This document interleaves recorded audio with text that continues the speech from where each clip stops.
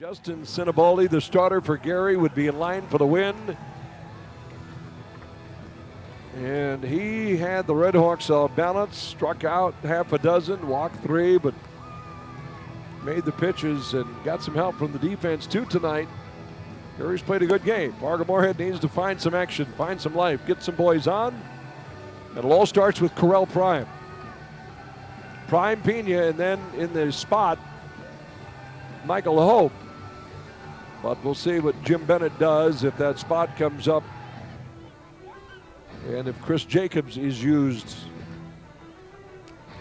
my guess is that would probably be the case. Post-game show coming up. We'll chat with Jim Bennett. We'll look at action around the American Association tonight. We'll update the standings as we have them.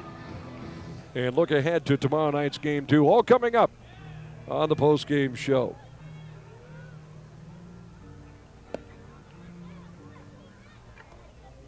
Tomorrow night, game 2, we go back to the regular standard 7:02 start time tomorrow. That is a Monday night, 7:02. Then Tuesday night, also 7:02 start time. So here is Prime, who's lined out, flied out, and struck out tonight. Out of the ninth inning for the RedHawks, first baseman, number 55, Gary Prime.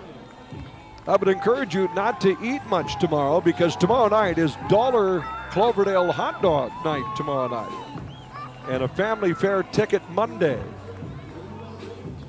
And then Tuesday night, the amazing Tyler returns to Newman Outdoor Field. The balancing performance, the amazing Tyler Tuesday night. So De Leon, big tall strapping right-hander, fires one past the stick. Prime. We're going to see a little bit of velo here from Christian De Leon.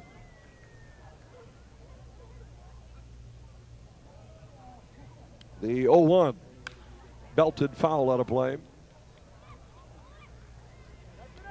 Game roughly 2 hours and change. 2:29, 2.5 hours, and that's a credit to the pitching, the defense tonight. Prime behind 0-2, trying to jumpstart something here in the ninth inning. And he pulls an off-speed pitch foul. And Chris Coast makes the play clean off the RedHawks dugout. Sinibaldi would be in line for the win, and it would be a 6. Ryan Williams, unfortunately, on the hook for the RedHawks. Not a save situation here for De Leon. Gary SouthShore trying for their 35th win of the year. RedHawks riding a 6-game winning streak, but in danger tonight, trailing by a crooked number in the bottom of the ninth inning. Prime dumps the ball. This one's going to drop. Yes, it is. Into right field. Just a little duck snort into right. They're all not pretty. But Corral Prime will take that one. He fought that pitch off and found a spot behind the first baseman, Alex Crosby, in the right field. So it all starts with 1.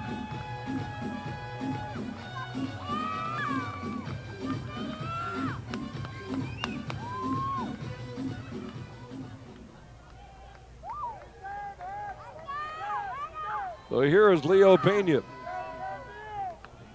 You can't hit a 5-run home run with nobody on base or 1 on base, so all the RedHawks can try to do here is keep moving the chain.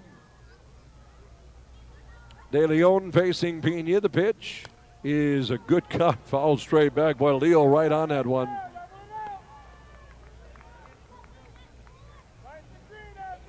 Now, Sioux City had the bases loaded, down 4-2 with nobody out in the bottom of the 7th. They end up getting 1 run. They now trail Kansas City 4-3 going to the top of the 8th. Battle between number 2 and number 3 in the South. De Leon, the pitch to Pena. Popped up high in the air. Third base side, foul ground. De La Calle, the catcher, and at the last second, I don't know if he saw it. And if he did, he lost it because he looked at Santi Esteban at the last second. And Leo Pena just caught a break. So no air assessed on that. It's just one of those. De La Calle was after it and looked like he had a beat on it the whole time. And at the last second, he looked right at Santi Esteban and it looked like two cars at an intersection wondering which one was going to go first at a four-way stop. Let's see what Pena does with an extra pitch here in the bottom of the ninth. And he sends a ground ball into right field. How about that? A base hit by Pena.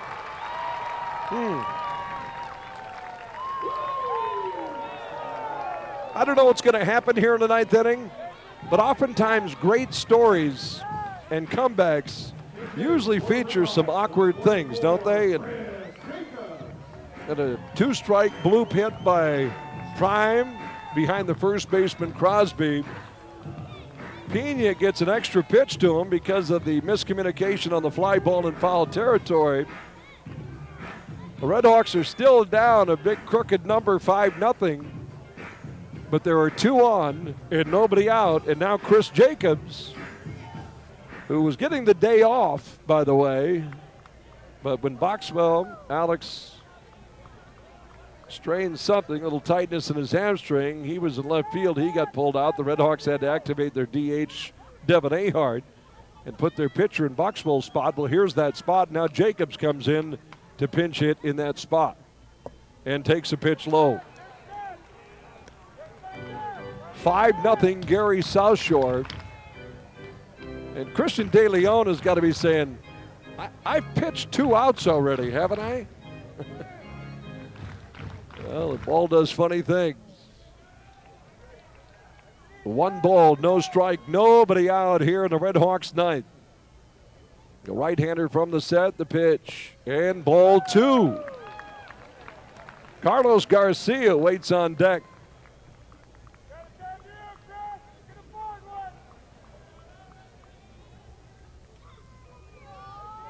A tying runner is still in the RedHawks dugout. They're just trying to keep putting boys on base here in the ninth. 2 balls, no strikes on Jacobs. The pitch from De Leon is low, ball 3.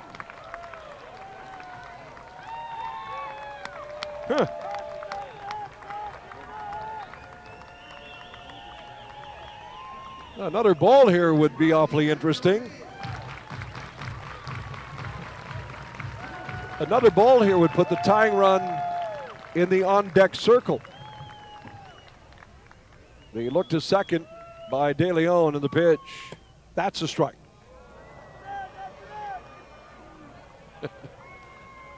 The paying umpires didn't think it, but a good pitch by De Leon. Jacobs, who's been watching the game the whole night with his quote-unquote off day, has seen 4 pitches, has yet to take a swing, and it's 3 balls and a strike. Prime at second, Leopoldo Pena at first. De Leon, a quick peek at second. The pitch is a strike low in the zone. And Jacobs thinking that might have been a little bit down, and now the count goes to 3 balls and 2 strikes. The breeze tonight, not that it matters with a guy like Jacobs, just a slight breeze, enough to barely move the flags on a perfect night for baseball. Night starting to fall. We're in between day and night here at Newman. Gary playing no doubles, by the way. Outfield is deep. The payoff pitch is driven in the air, hit pretty well to left field. It is back. It is off the top of the fence. Jacobs just hit the fence on the fly. Prime will score. Pena will score. Man, is this guy hot at home. Chris Jacobs, a 2-run double, and the RedHawks very much alive here in the bottom of the 9th inning. How good is this guy? I mean, how good is Chris Jacobs? Comes in cold. Takes a 3-1 pitch. He felt low, and a 3-2. He puts the barrel on one and misses a home run by about 3 feet off the top of the fence.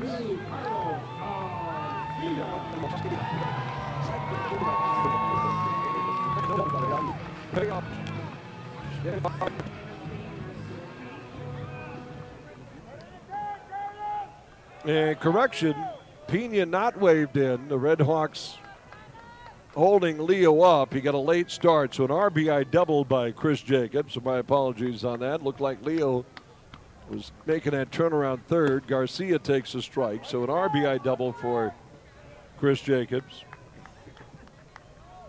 And Jacobs got all that one. That ball left up by De Leon, and that ball just underneath the scoreboard on top of the fence, 3/4 of the way up in left field.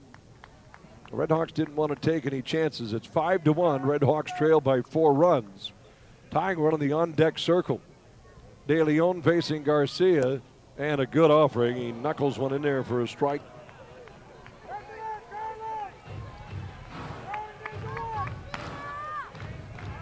And that's a good job by Chris Coast not to take any chances with Pena. The RedHawks had to take a second look to make sure that ball wasn't caught by Nick Herzog. So 5-1, RedHawks lead. But 0-2 the count on Garcia. Gary will play back, and Garcia pulls the ball foul.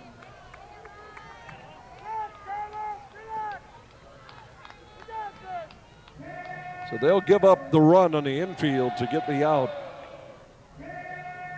Single by Prime, single by Pena, double by Jacobs. 1 run in here in the bottom of the 9th. Hawks trail 5-1. Can Garcia keep this up? The pitch. And Garcia turns the ball down the left field line. If it's fair, it's gone. It is a fair ball. Marge track it down. How about that? Carlos Garcia, a 3-run home run. And just like that, the RedHawks have pulled within a run. Welcome to Fargo-Moorhead, Carlos. Right down the line, and boy, does that young man feel good. The RedHawks giving him a chance. TJ Bennett retires. The RedHawks giving Garcia a chance, and he gets his first splash of water from his teammates. He kept it fair right down the line, a pitch in, and Garcia sending a ball down the left field line. The bullpen all letting everybody know that ball was fair. And that'll bring a visit to the mound. So Carlos Garcia, yesterday in his RedHawks debut, doubled, tripled, and drove in 2. On his second game as a RedHawk, Garcia has doubled and homered and driven in 3. He has 4 hits as a RedHawk in 2 games, 2 doubles, a triple, and a home run.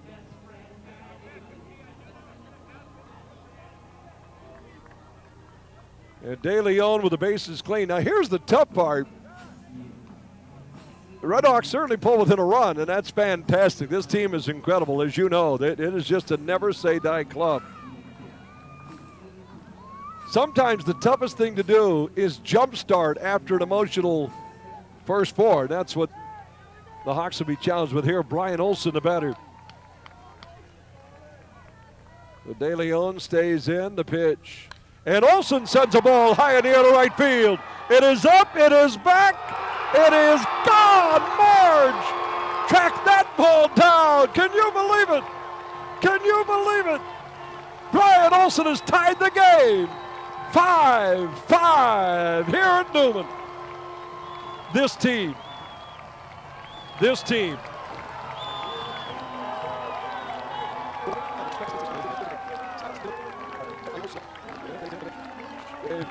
You just can't count them out. You can't write these stories, and you can't count them out. Brian Olson got all that one. He's got power the opposite way, and only his second home run of the season. Dumps a ball onto Albrecht Boulevard. You thought the house was rocking Friday night, erasing the 9-2 deficit, and Medina takes a strike.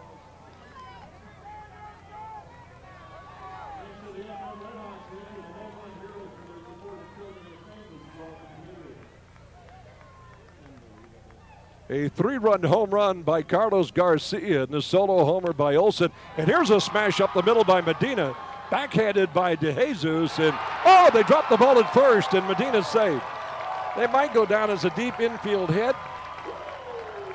Now, DeJesus was playing him behind the bag at second. Poor Grant Klefgard's got to make a decision there, and I think that throw might have got him.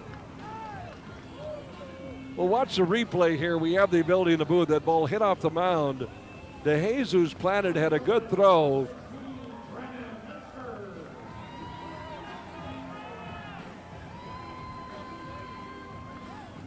It'll bring up Brennan Metzger. A good throw might have had Medina, but judging by the spot and where that ball was hit, and the forced throw by DeJesus because he was in shallow center field, that'll be a base hit. And here's Metzger, who takes a pitch high for a ball. Fans, I'm rarely out of words to describe a club, and 98 was magical, and there are some teams. You run out of words with this 2019 team. It is just, it's unbelievable what these bunch of guys can do. Now can they finish this comeback off? Metzger takes ball 2, and these fans, and certainly the ones that hung around, are getting rewarded. And those of you tuning in tonight on the radio broadcast or watching the webcast, can they do it? Can they make the whole comeback complete? So Medina at first, 2-0 the count on Metzger.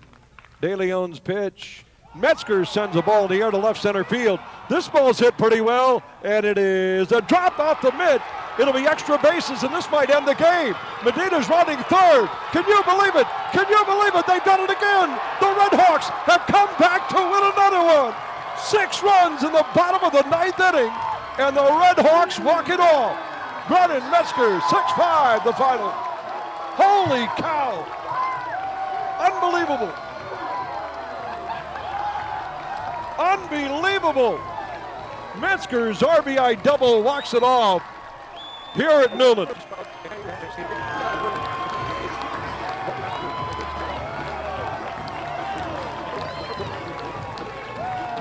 Just haven't seen anything like it. Just haven't seen anything like it, what this team has been able to do this year. Brennan Metzger put a jump on that ball, and credit Nick Herzog, the left fielder for Gary. He laid out, just unable to pull it in. That ball scooting around the deepest part of Newman. And Yoshan Medina flying around the bases. He'll come in and score, and Metzger with a walk-off double ends it here tonight at Newman. Unbelievable. Fans will come back. The post-game show is coming up next. We'll try to put it in words with Jim Bennett. The final tonight from Newman. The RedHawks score 6 runs in the bottom of the 9th inning and win it 6-5. Post-game show is next. This is FM RedHawks Baseball.